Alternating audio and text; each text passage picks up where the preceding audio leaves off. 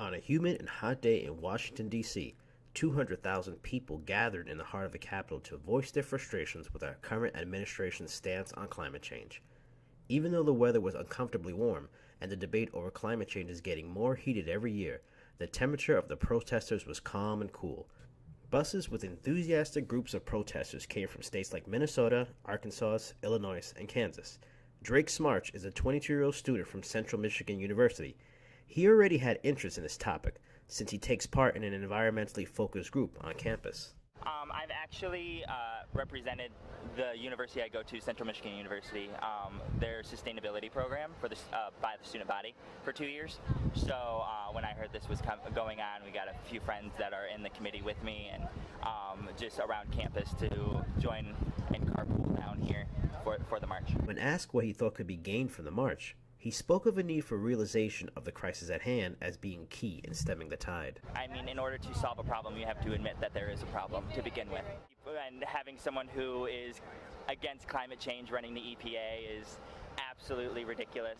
This horde of eco-friendly individuals ran the gamut of cultural backgrounds, ages, and purposes. Married couple Joe and Linda Corcoran made the trip from nearby Baltimore.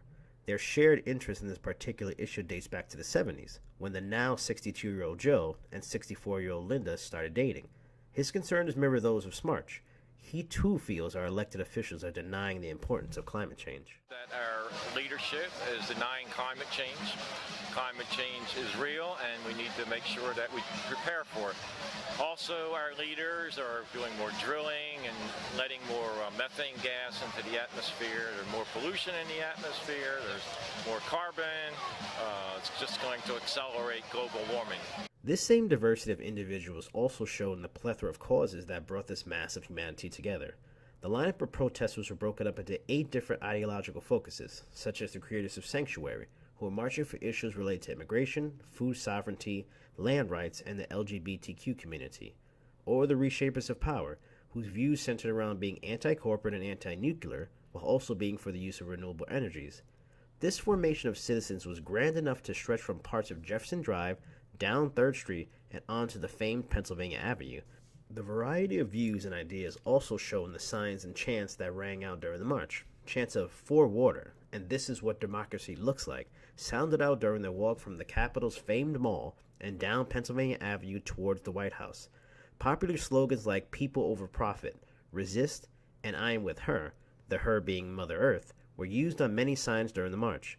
The protest route also included a sit-in outside the president's residence and ended at the Washington Monument. It was no coincidence that this particular march was planned on President Donald Trump's 100th day in office. However, the irony of a climate march in April having a high temperature of 92 degrees, 18 degrees above normal for this time of year, was lost on none in attendance.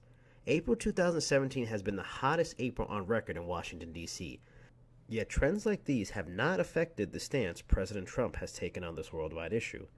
At a public engagement in 2015, Trump touted how climate change was not as big a concern as former President Barack Obama made it out to be, when he said, Notice they change the name. We go global warming, they go climate change, they go now it's sort of, I hear a lot of extreme weather. How can you miss with extreme weather, right? If it's cold, it's okay. If it's hot, it's okay. If it's windy, if it's hot, if you have to, everything's extreme. So now they use extreme weather. It is a disgrace what's going on. And to have this man embarrass us by standing up and saying that global warming is our biggest threat, we got to get him out so fast, and thank goodness we only have a year left. He even showed a general misunderstanding of the issue during a rally in Rochester, New York late last year, when he used the term global warming as a punchline.